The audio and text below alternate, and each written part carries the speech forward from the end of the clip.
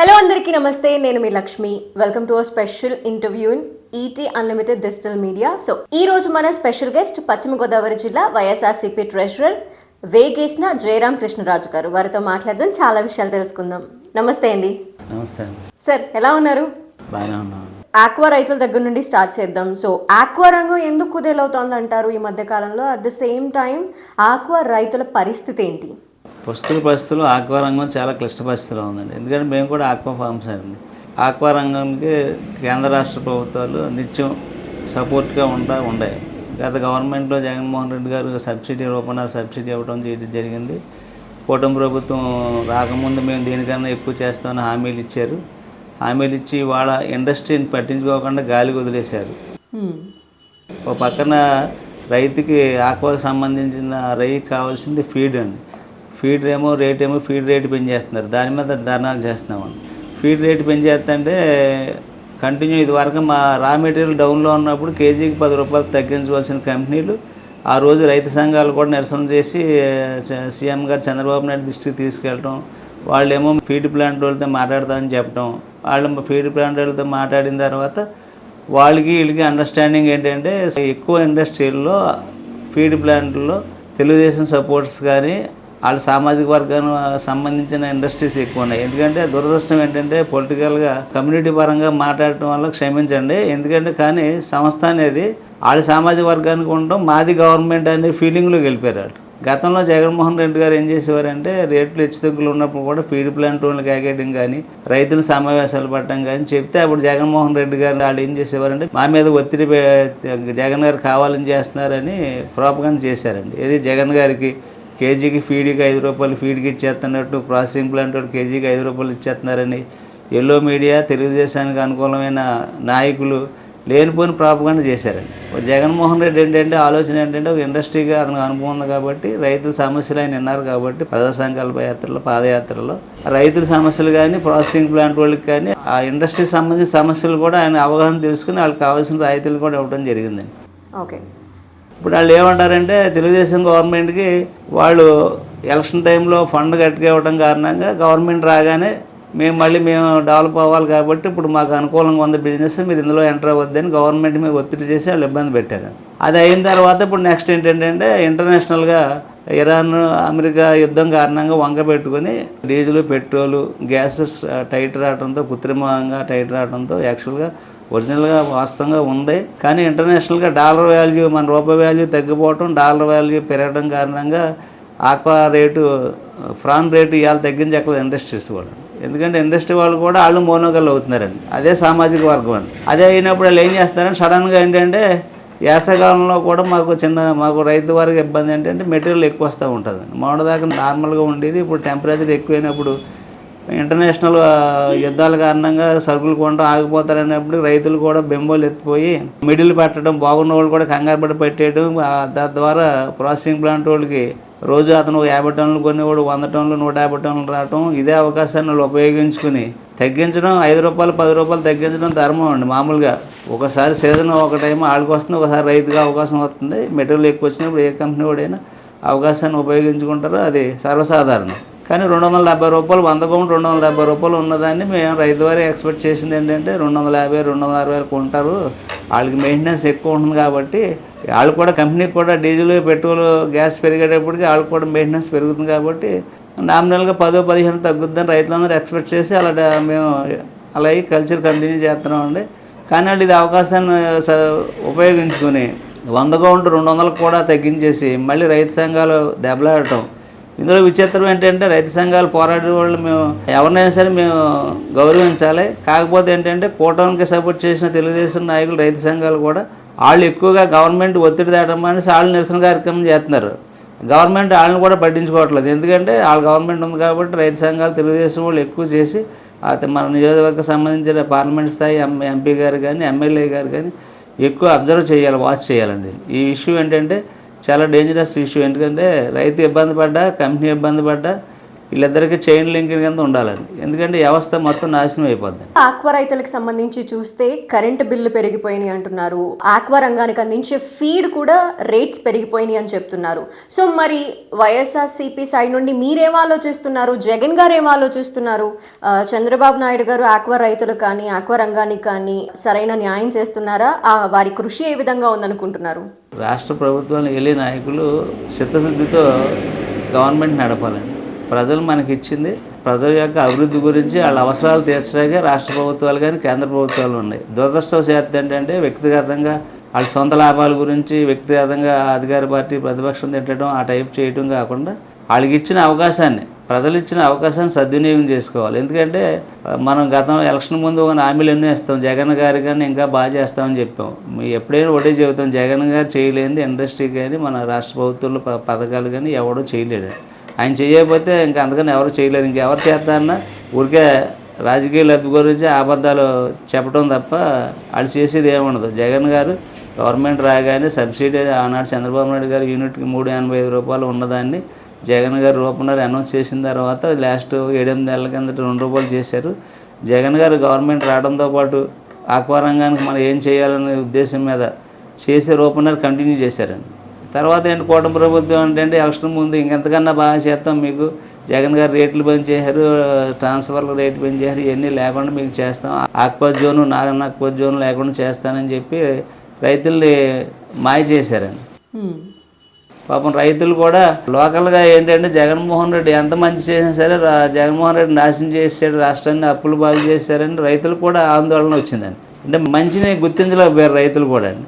ఇప్పుడు రైతు వారికి అర్థమవుతుందండి, జగన్ గారు చెప్పింది నిజం, చంద్రబాబు నాయుడు గారు చెప్పింది అబద్ధం. ఇది ఆయన నిత్యం మనం పర్యవేక్షించేవాడు. పర్యవేక్షించే కంపెనీ వాళ్ళు ఎదురు తిరిగి వాళ్ళు మేము మూత పెట్టేస్తాం, మమ్మల్ని ఇబ్బంది పెడుతున్నారనే స్థాయి వరకు జగన్ గారు చేశారు. మరీ ముఖ్యంగా కోవిడ్ టైంలో మనకు సపోర్ట్గా ఉన్నారు. కనీసం కొంతమంది అన్న అవగాహన చేసుకుంటున్నారు. ఎందుకంటే ఈ క్రైసిస్ టైంలో మేము పొలిటికల్గా మాట్లాడకూడదు కానండి, కొంచెం అర్థం చేసుకోమని రైతు సంఘాలను కూడా కోరుకుంటున్నాం. జగన్ గారు గత గవర్నమెంట్లో ఏం చేశారు, ఇవాళ కూటమి ప్రభుత్వం జనసేన బీజేపీ టీడీపీ ఇవాళ సెంట్రల్లో వాళ్ళకి ఏం కావాల్సిన అవుతుంది కాబట్టి రైతులు సపోర్ట్ ఉండాలి, ఆలోచన ఉండాలి గవర్నమెంట్గా. సో చంద్రబాబు నాయుడు గారు ఏమని హామీ ఇచ్చారు ఆక్వా రైతులకి? అలాగే ఇప్పుడు ఆక్వా రైతులకు సంబంధించి కరెంట్ విషయానికి వస్తే యూనిట్కి ఎంత కాస్ట్ పడుతుంది? ఇప్పుడు యూనిట్ ఇప్పుడు ఇచ్చేది ఏంటేం చేస్తున్నారంటే గతంలో ఉన్న కనెక్షన్లుగా యూనిట్ రూపనర్కి ఇస్తున్నారండి. Aqua zone non aqua zone, ఎందుకంటే నాన్ ఆక్వా జోన్ అనేది తక్కువగా ఉంటుందండి, ఆక్వా జోన్ ఎక్కువగా ఉంటుంది. దానికి కూడా సబ్సిడీ తీసేశారు. అదో సమస్య అండి. అది కాకుండా చిన్న రైతుకి పెద్ద రైతుకి అనేది వేరియేషన్ లేకుండా 10 ఎకరాల లిమిట్ లేకుండా ఎన్ని ఎకరాలు ఇచ్చేస్తున్నారు. మామూలుగా 90% అంతా 10 ఎకరాల లోపే కల్చర్ ఉంటుందండి. 10% కూడా ఎక్కువగా పెద్ద ఫామ్ చేస్తారు. వాళ్ళకి కూడా ఎంత అవకాశం ఇస్తే అంత గవర్నమెంట్ సపోర్ట్ చేస్తే ఇందులో ఉపాధి అవకాశాలు ఎక్కువ ఉంటాయండి. ఎందుకంటే ఇండస్ట్రీ బాగా పెద్దదండి. వ్యవసాయ రంగం ఎంతకన్నా గొప్పదో అంతకన్నా దానికి ప్యారలల్గా సమానంగా ఉపాధి అవకాశాలు కానీ ఉద్యోగ అవకాశాలు కానీ అన్ని ట్రాన్స్పోర్ట్ కానీ అన్ని చేయటానికి అన్ని రకాలుగా అన్ని రంగాల్లో ఉపాధి అవకాశాలు ఎక్కువ ఉంటాయండి ఇండస్ట్రీకి. ఆక్వా రంగానికి ఆక్వా రంగంలో కనపడకుండా చాలా ఉపాధి అవకాశాలు ఎక్కువ ఉంటాయండి. దీని మీద ఆధారపడ్డ సంస్థలు 100 రకాలుగా ఉంటాయండి, అన్ని రకాలుగా. స్లాబ్ సిస్టమ్ సరిగ్గా అమలు జరగట్లేదని అనుకుంటున్నారా? వాళ్ళు ఏం చేస్తున్నారంటే యూనిట్ రూపనర్ చేస్తున్నారు కానీ అండి కొంచెం అడిషనల్ ఛార్జెస్ పీక్ టైంలో ఆ ఛార్జెస్ అనే అవి కలిసి ఛార్జెస్ ఎక్కువ వేస్తున్నారు. సో ఇప్పుడు ఫీడ్ రేట్ ఒకటే సమస్య అనుకుంటున్నారా? అండ్ అలాగే ప్రభుత్వం తీసుకునే నిర్ణయాల్లో కొంత అలసత్వం లేదంటే ఆలస్యం ఏమైనా జరుగుతుందన్న ఒపీనియన్ మీకు ఏమైనా ఉందా?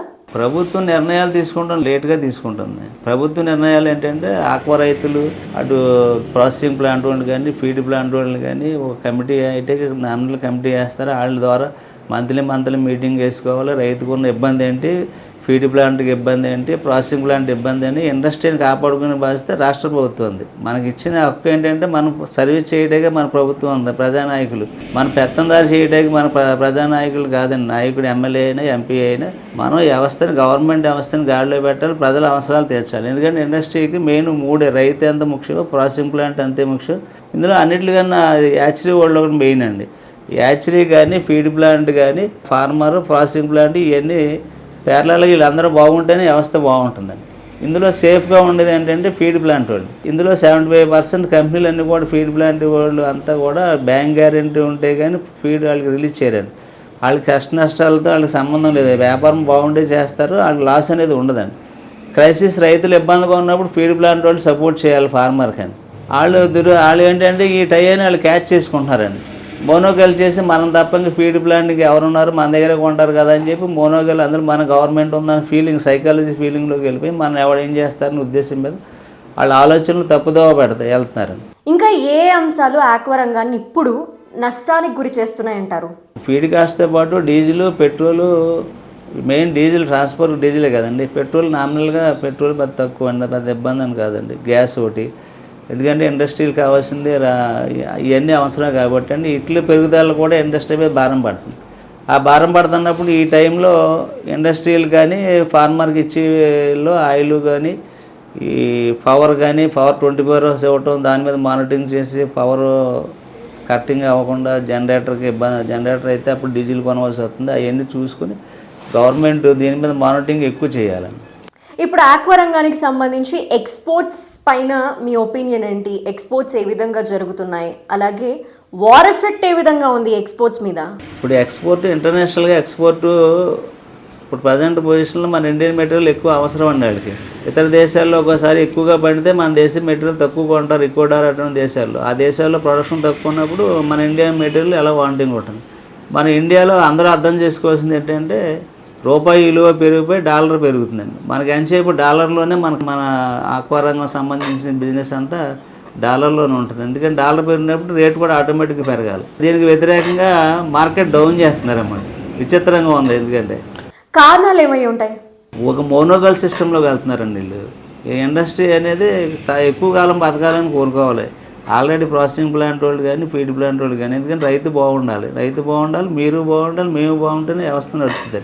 ఇందులో ఎవరిలో ఫెయిల్ అయినా చైన్ లింక్ కింద అన్ని ఇబ్బందులేండి. వీళ్ళు ఎందుకో దురుద్దేశంతో దానికి సపోర్ట్ చేసే టైంలో కష్టకాలంలో సపోర్ట్ చేయాలని మేము రైతు వారిగా కోరుకుంటాం. ఇండస్ట్రీని అందరినీ ప్రత్యేకంగా ఫీడ్ ప్లాంట్ కానీ ఇండస్ట్రీ ప్రాసెసింగ్ ప్లాంట్ వాళ్ళు కానీ అన్నిటికన్నా ముఖ్యంగా రాష్ట్ర ప్రభుత్వం దీని మీద శ్రద్ధ చూపించాలి. ఆక్వా రంగం ఇప్పుడు కుదేలు అవ్వటానికి సంబంధించి జగన్ గారు ఏమనుకుంటున్నారు? వారి స్టాండ్ ఏంటి? వారి సైడ్ ఏ విధంగా స్టాండ్ తీసుకున్నారు? ఆల్రెడీ జగన్మోహన్ రెడ్డి గారు మనం రైతులు ఫీడ్ ప్లాంట్ పెట్టినప్పుడు ఆందోళన చేసినప్పుడు జగన్మోహన్ రెడ్డి గారు రైతుల తరపున మేము నిరసన కార్యక్రమాలు చేయమన్నారు. మేము చేస్తున్నాం. ఒకవేళ వాళ్ళు ఫీడ్ ప్లాంట్ వాళ్ళు వినకపోయినా, ప్రాసెసింగ్ ప్లాంట్ వాళ్ళు వినకపోయినా చెప్పండి, ధర్నాకి నేను కూడా వస్తానని చెప్పి జగన్ గారు చెప్పడం. ఆల్రెడీ ఫీడ్ 10 రూపాయలు పెంచింది. ఫీడ్ని పెంచి డీలర్స్కి బిల్లులు ఆల్రెడీ ₹80 కూడా వచ్చేసినాయి. జగన్ గారు ఎప్పుడైతే వస్తారో అధికార పార్టీ తొందరగా మేలుకొని ఫీడ్ ప్లాంట్ని ఒత్తిడి చేసి రేటు పెంచకుండా ఆపారండి ప్రజెంట్. అంటే జగన్ గారి వల్ల న్యాయం జరిగిందా?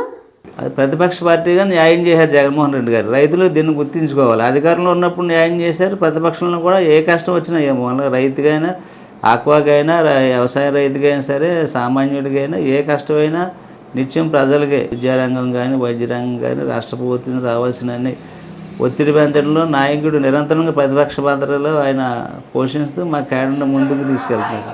మీరు ఒక ఆక్వా రైతు, సో ఆక్వా రైతుగా మీరు ఇప్పుడు ప్రభుత్వాన్ని ఏం కోరుకుంటున్నారు? ప్రభుత్వానికి రైతుల తరఫున కోరుకునేది అయితే రైతు సంఘాలైనా రైతులైనా దీనికి వినమించుకున్నది రాష్ట్ర ప్రభుత్వాన్ని, కేంద్ర ప్రభుత్వాన్ని రైతు సమస్యలను గుర్తించి వాళ్ళకి తక్షణమే వాళ్ళకి అనుకూలమైన, ఇప్పుడు ఇవాళ డీజిల్ రేట్ వచ్చినా ఒక టైంలో మొన్న అయితే ఒక 15 రోజుల కింద అయితే డీజిల్ కూడా లేదండి. రేట్ ఏ రేట్ అయినా డీజిల్ కూడా సప్లై లేదు. ఆ డీజిల్ సప్లై ఇవ్వడంలో కూడా రాష్ట్ర ప్రభుత్వం తరఫున జిల్లా కలెక్టర్ల ఆధ్వర్యంలో వాళ్ళ రైతులకు కావాల్సిన డీజిల్, పెట్రోలు, గ్యాస్ ఇవన్నీ అందుబాటులో ఉండాలి. ఎందుకంటే మిక్షన్ డీజిల్ అండి. జనరేటర్ పవర్ అయినా ప్రాబ్లం వచ్చి ఆగిపోతే జనరేటర్ రన్ అవ్వాలి. జనరేటర్ రన్ అవ్వాలని మొన్నటిదాకా ఆయిల్ కూడా దొరకలేదండి. ఇప్పుడు ప్రజెంట్ అంటే 10-15 రోజుల నుంచి ఆయిల్ దొరుకుతుంది. రేటు పెరగడం వల్ల భారం అవుతుంది. రేటు కూడా ఇంటర్నేషనల్గా అయితే మామూలుగా అయితే డీజిల్, పెట్రోల్ ఇంకా తగ్గాలంటారు, గ్యాస్ కూడా. మరి కేంద్ర రాష్ట్ర ప్రభుత్వాలు మరి ఎందుకు పెంచుతున్నాయని మాకు అర్థం అవట్లేదు. ఈ క్రైసిస్లో కూడా రైతులకి, ఇండస్ట్రీకి సపోర్ట్గా ఉండాలని మేము కోరుకుంటున్నాం. సో గృహ అవసరాలకు సంబంధించి కరెంటు బిల్లులు పెరుగుతున్నాయి అంటున్నారు. సో జగన్ గారు ఇప్పుడు చంద్రబాబు నాయుడు గారు ఈ విధంగా కరెంటు బిల్లులు పెంచేయటం అనే అంశానికి సంబంధించి ఏమనుకుంటున్నారు? వారి స్టాండ్ ఏంటి? ఏం తగ్గడాలు ఏం లేవండి. బాదురే ఏదైనా పెంచటమే అండి. హౌసెస్ చూస్తే బిల్లులు గతానికి ఇప్పటికీ బాగా పెరుగుతున్నాయండి. గతంలో జగన్ గారు ఏం చేశారంటే ఓవర్గా డ్యూ ఉండే కొంచెం పెంచుకుంటూ వెళ్తే కానీ మనం పవర్ సప్లై చేయలేరండి. ఏ గవర్నమెంట్ అయినా సరే, జగన్ గారు అయినా చంద్రబాబు నాయుడు అయినా గతంలో ఉన్న సబ్సిడీలు అయ్యి గతంలో ఉన్న భారాలు అలా పెరిగిపోయి మన ఆ ఇండస్ట్రీకి బకాయిలు పెరిగిపోతుంటే దాని మీద భారం పెరిగిపోతుందండి. అందులో రోజు రోజుకి వినియోగం కూడా పెరిగిపోతుందండి. కంటిన్యూ అవసరాలు ఎక్కువ కాబట్టి దానికి సంబంధించింది పవర్లో కూడా అందుబాటులోకి తీసుకురావాలి. దాని మీద రేటు కూడా అనుకూలంగా ఉండాలని మేము ఎవరైనా కోరుకుంటాం. Thank you so much and నమస్తే అండి. నమస్తే అండి. సో ఇది ఇవాళ స్పెషల్ ఇంటర్వ్యూ. చూస్తూనే ఉండండి ఈటీ అన్లిమిటెడ్ డిజిటల్ మీడియా. సో మీకు కనుక ఈ ఇంటర్వ్యూ నచ్చితే లైక్ చేయండి, షేర్ చేయండి, అలాగే మా ఛానల్ని సబ్స్క్రైబ్ చేయండి.